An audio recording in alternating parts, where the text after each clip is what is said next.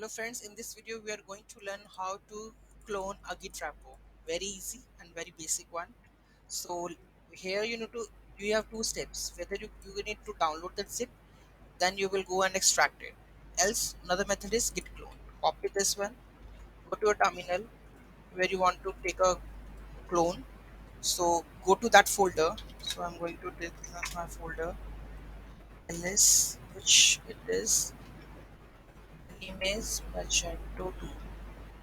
The directory exists here or not? Let me check. Magento 2. It's not there. So let's go to clone. Just type yes, it's cloning. If I go to this one, you can see Magento 2 is available here. So we can easily do that if the URL is private. That means nobody can access it. It's not public, it's private. So in that case, you need to add the username and the access token of the GitHub, right? Then you are able to clone that directory.